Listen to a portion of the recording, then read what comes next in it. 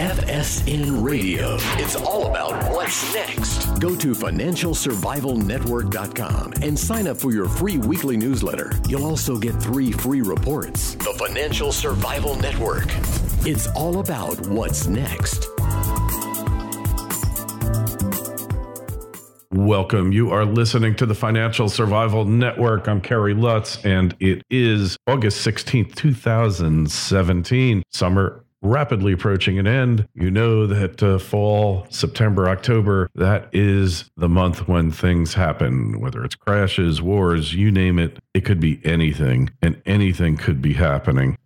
But what's going on right now? That's what's really interesting. And Jordan Goodman is here with us now. Jordan, welcome back. Great to be with you again, Kerry. Hey, so Jordan's website, moneyanswers.com. You want to ask myself a question, Jordan, just send an email to kl@kerrylutz.com. We answer all eventually, I promise, but we're getting so inundated with email these days. For good reason, Jordan. I mean, you look, the world's aflutter over the chia pet head there, the little man-child who runs North Korea and all of his antics, if you will. What are we going to do? I mean, this could potentially be nuclear war. We don't hope so, but the odds are higher than they were, say, a month or so ago. And the rhetoric ratcheting back and forth between Kim and Trump is only getting hotter. And there's no cool heads in the House here. And we'll have to see. But every time we put more pressure on Kim, and we've done a lot of things like the Security Council 15-0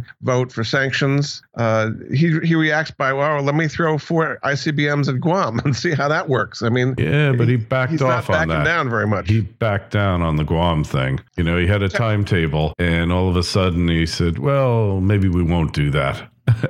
Maybe that's not such a good idea. I mean, he is into self-preservation, which is helpful in this case, because he knows if he launches something that he'll immediately be wiped out, as will the entire North Korean peninsula. But that's not what the Chinese want either. The Chinese did vote for the sanctions, and supposedly they're not going to be accepting North Korean coal anymore, although I think they said they were going to do that in the past. Yeah. And didn't actually do it. Now they've committed more or less to it, so we'll see. But they like, to some extent, the current situation. They do not want a united Korea under Seoul with American troops on their border. And they don't want a massive disruption where millions of North Korean refugees go into China.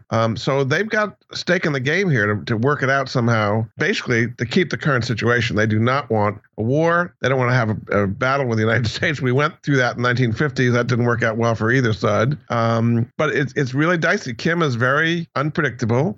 He has all this bluster, and then he pulls back, and then he fires more missiles. He's fired 14 missiles so far this year, each one getting more sophisticated than the next. Despite all the sanctions and the protests and the world community being against him, he doesn't get, he's like a cornered rat. He just gets angrier every time this happens. So this is a very volatile situation, and it's affecting the markets. And no one has stood up to him before Trump. They all just appeased him.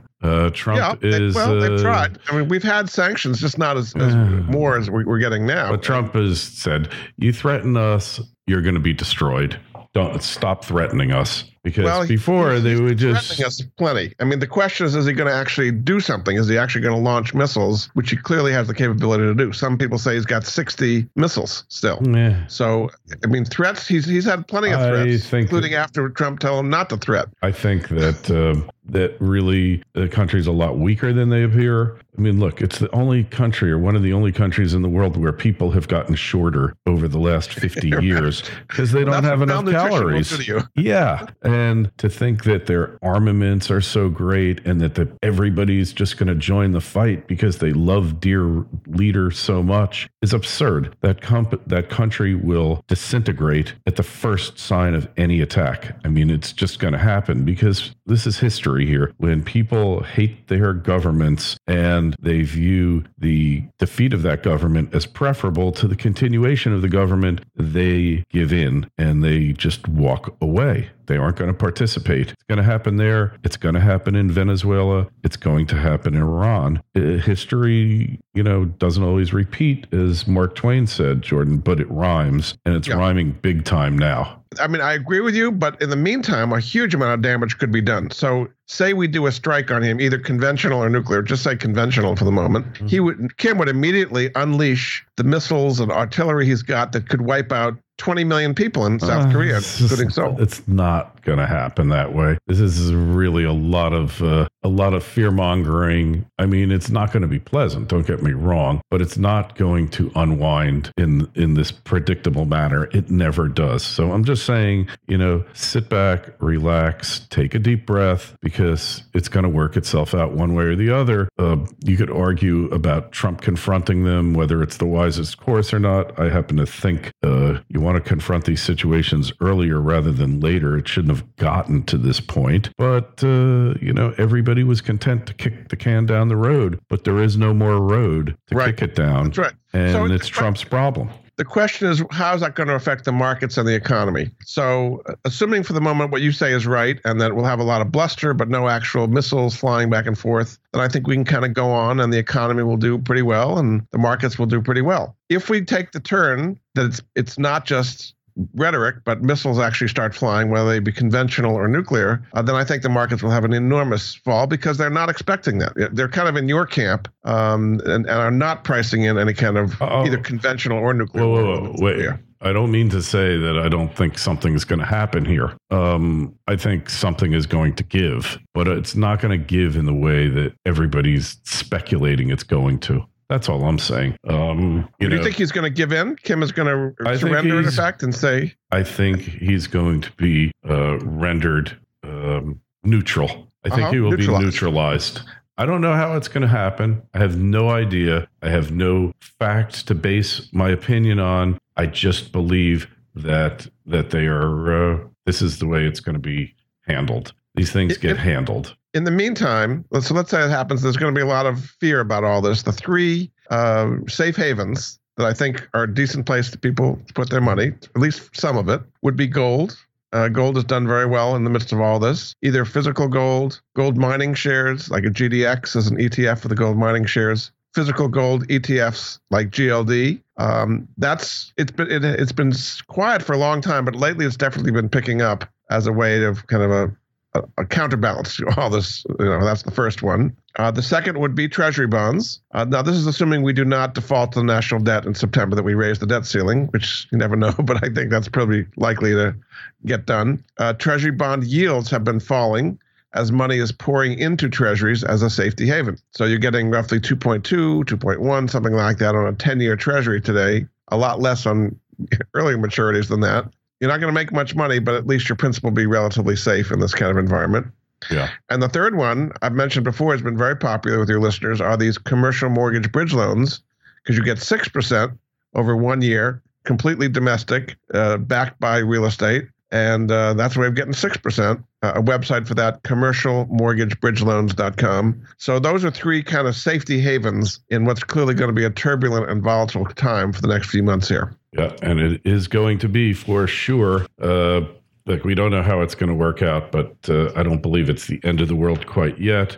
I think we have time for that, for those scenarios. So go for the safe yield for sure. And safety, return of capital is much more important at this particular moment than return on capital, or return of investment is much more important than return on investment. That first ROI is the one you should always be looking at anyway. So what else is happening here in the economy? What's going on with the incentives Trump's trying to get passed? Is that DOA or what? I don't think it's going to happen this year. I do not think they're going to get tax bill this year. I do not think we're going to get infrastructure this year. I do not think healthcare is going to be resolved. Deregulation, that he's doing, because he can do that by executive order and by people he's putting in the agencies to do it. So that's the one thing that is actually happening. But all these other things that need to go through Congress, the well is so poisoned now, not only between Democrats and Republicans, but within the Republican Party, which in theory controls the House and the Senate.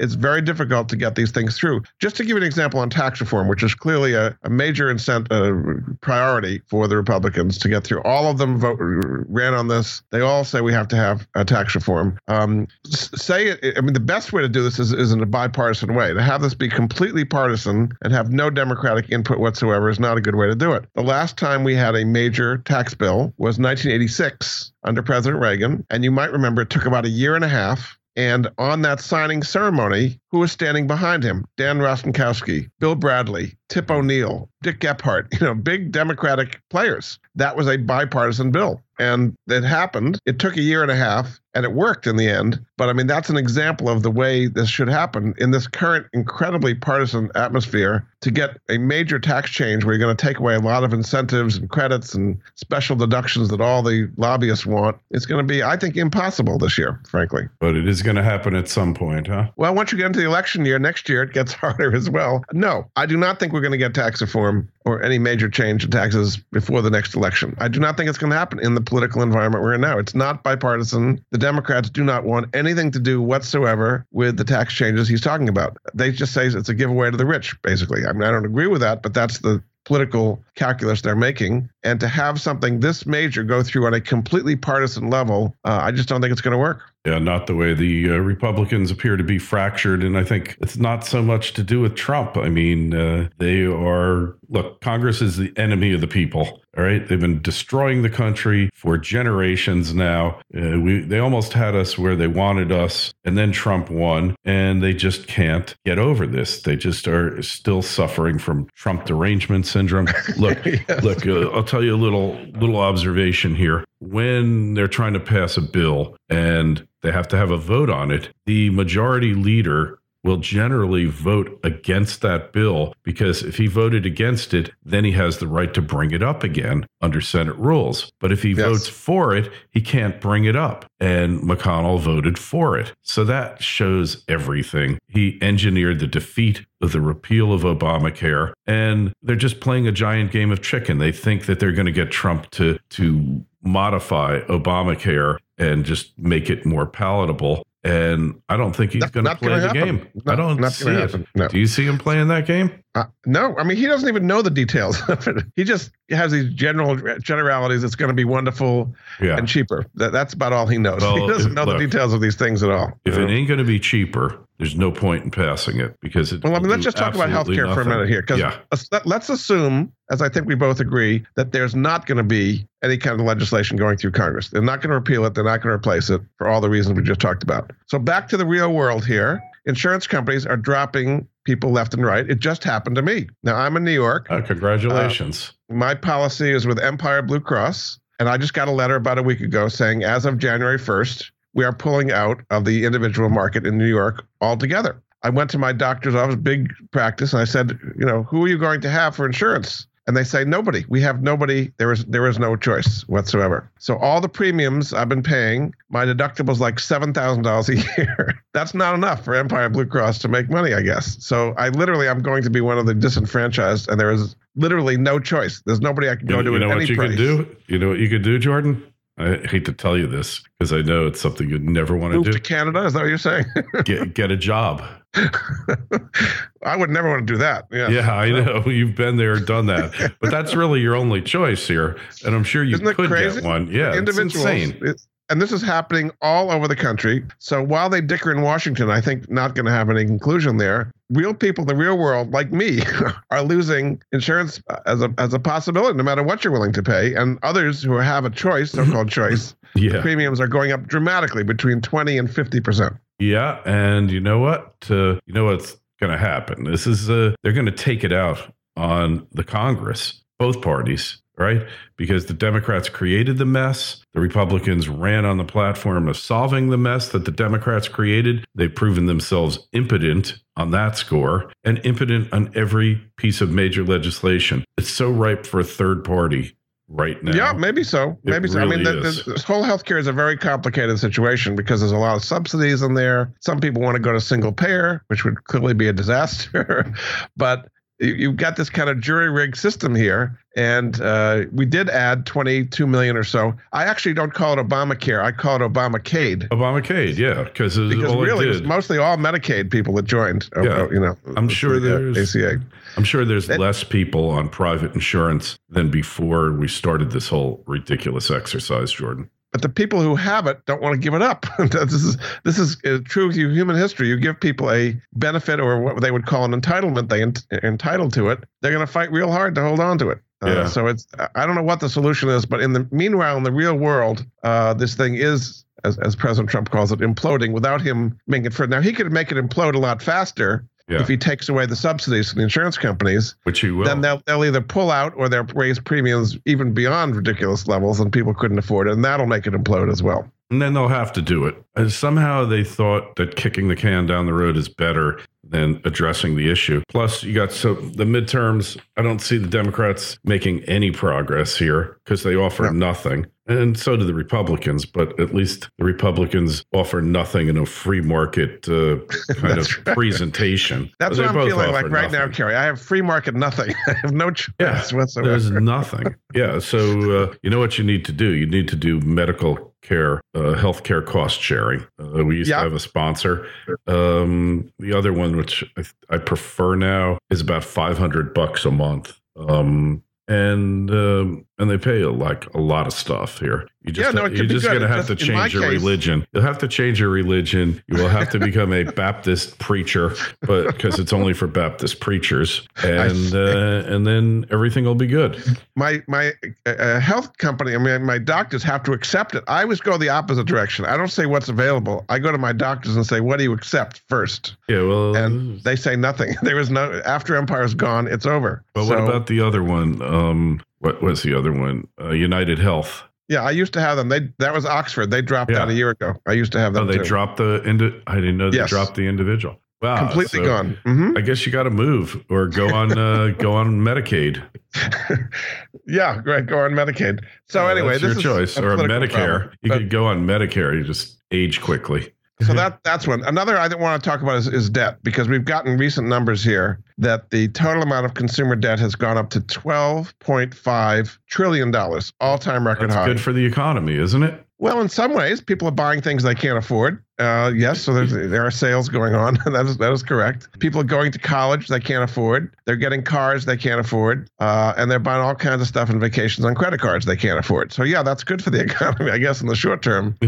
But in the long run, it's not good to have so much debt. I mean, we have over $1 trillion in credit card debt, about $1.4 trillion in student loan debt, about $1.3 trillion in car debt, and another 9 or 10 trillion, give or take a few hundred billion, in mortgage debt. And the mortgage isn't growing that fast, but the other three are growing very fast. And I think we've talked about this a long time ago, but one of my most worrisome ones is car loan debt, because most of that car loan debt is going to subprime people with terrible credit scores, 600 or less. They're paying 15, 16% of their car loans, and they think they bought a car. They've actually rented it for a short time until the repo guy comes and takes it away. Yeah. And this is causing a huge amount of used cars to come back on the market, depressing used car prices, and it's hurting the car companies whose sales are going down to some extent. So that's a big part of the economy that's really being hurt by this. Well, I'm not laughing about it. It's ironic because we talked about these three bubbles a while back, like a year ago. And here they are coming to fruition, to the point where the car companies now,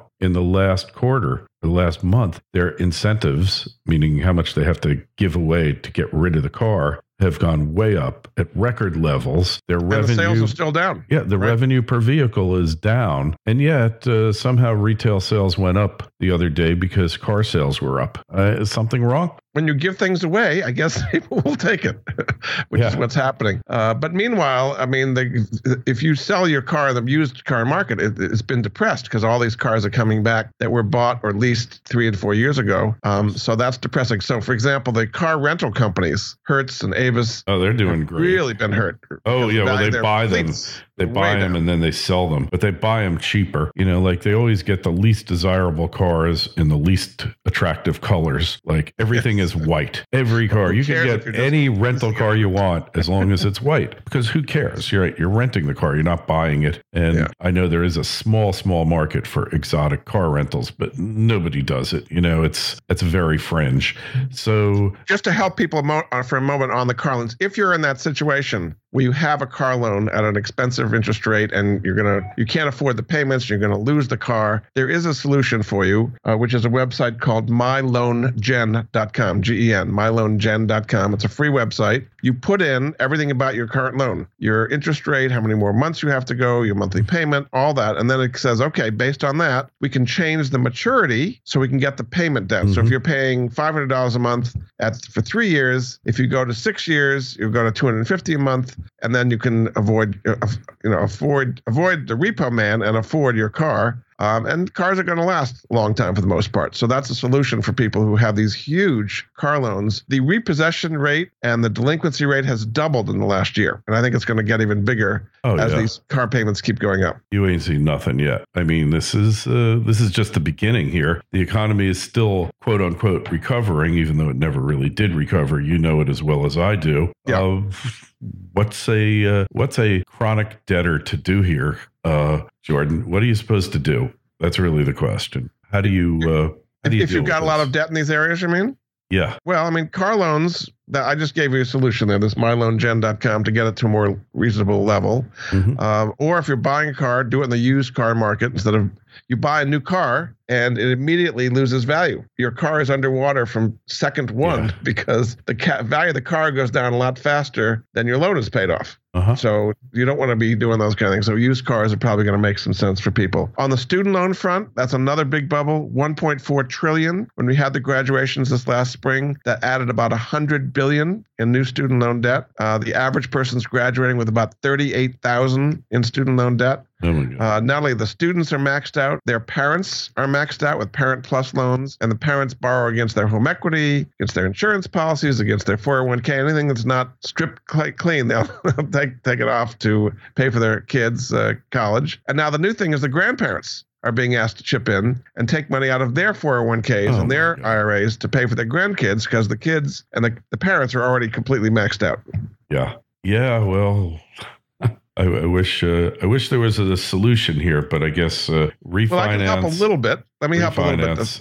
If you have that situation and you've got a lot of student loan debt, you can consolidate it and at least have one loan instead of many at a lower interest rate. A website for that would be consolidatecollege.com. And you can refinance your student loans to about 2% at a place called Credible. Their website, credible.com, and then do /money answers. They've also got a phone number, 855-870-6005. And they have about 5 or 6 different lenders, credit unions and so on, who will combine all your student loans, federal loans, private loans, parent loans, all those into one at a lower rate in the 2 to 3% range and help you get out of it a little bit quicker. So I'm not doing a magic wand to make it disappear, but getting it consolidated and having a lower interest rate may help pay it off a little bit quicker. Yeah, it makes a lot of sense. And you do have some options here. The key is be paying off debt. Don't be taking on more, especially if you're in a situation where your income is not increasing or even declining. You don't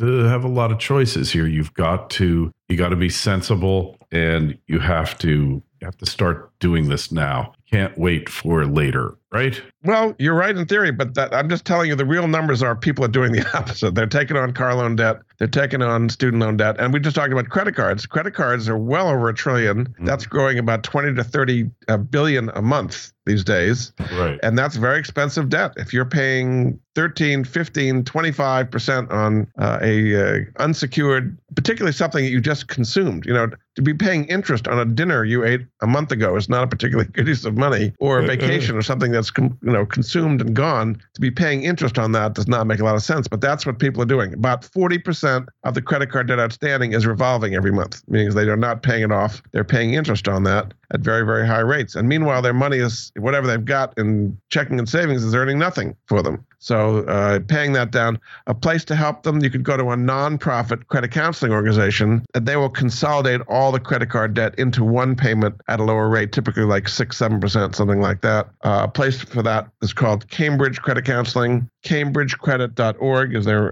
website. Their phone number, 800-897-2200. They've helped lots of your listeners. I've heard from them over the time to consolidate their credit card debt and get out from under it. So hopefully those are some resources to help people. But you're right. Don't go into debt in the first place. It's nice to say that. But the reality is people are doing it because they haven't built up enough savings or investments to finance college or vacations or buy cars and all the things that people want. Yeah, well, maybe you should be buying what you need and not what you want. And maybe you'd be better off that way, huh? You're being un-American, Kerry. This is the American way. Yeah, you buy what you want, not what you need.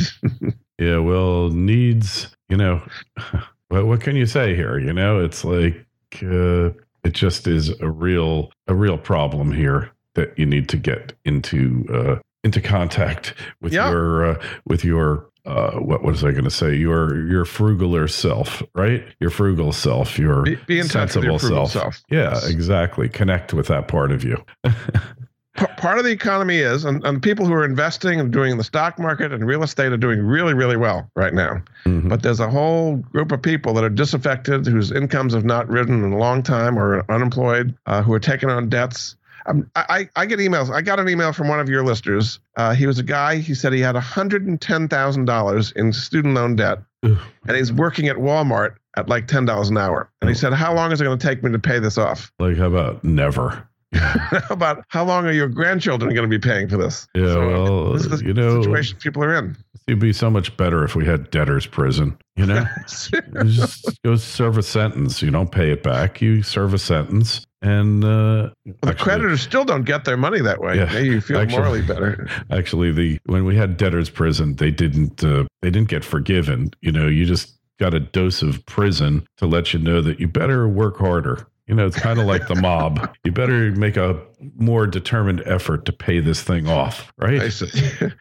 Yeah, I guess. I probably didn't really solve anything particular. It means they were in prison not earning any income. So yeah, right. It's kind of like why that's why the mob doesn't really kill or disable people who are in hock to the loan sharks, because they know then they just won't get paid. Right. And you got to keep don't kill the golden goose. Exactly. Right?